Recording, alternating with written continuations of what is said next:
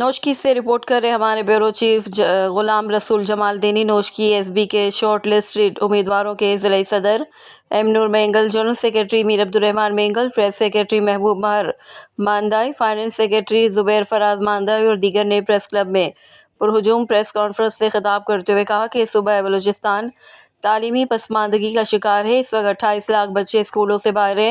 اسکولوں میں اساتذہ کی شدید کمی ہے۔ سیکرٹری تعلیم بار بار کہہ چکے ہیں کہ 15,000 کے قریب اسامیاں خالی ہیں۔ ہزاروں اسکول سنگل ٹیچر چل رہے ہیں۔ 4,000 کے قریب اسکولز اساتذہ کی کمی کے باعث سے بند ہیں۔ بدقسمتی سے فروری 2023 میں ایس بی کے ذریعے تقریباً 9,000 پوسٹیں مشتہر ہوئیں، جن پر معزز عدالت عالیہ کے اور عدالت عظمیٰ کے واضح احکامات اور فیصلے کے باوجود عمل درآمد نہیں کیا جا رہا، جو کھلم کھلا توہین عدالت کے زمرے میں آتا ہے۔ سپریم کورٹ آف پاکستان کے واضح فیصلے کے باوجود صوبہ حکومت بلوچستان مسلسل تاخیری حربے استعمال کر رہے، جس سے بلوچستان کے 9,000 مرد و خواتین شارٹ لسٹڈ کینڈیڈیٹ میں شدید کرب اور اذیت میں مبتلا ہو چکے ہیں۔ انہوں نے کہا کہ ہم تمام ڈی ای او صاحبان سے کہنا چاہتے ہیں کہ وہ خود ڈائریکٹوریٹ جا کر اپنی لسٹوں کا مسئلہ حل کریں یا چاہے ڈسٹرکٹ ایجوکیشن آفیسر کی طرح لیٹر جاری کریں کہ ہم نے لسٹیں مکمل کر کے بھیج دی ہیں۔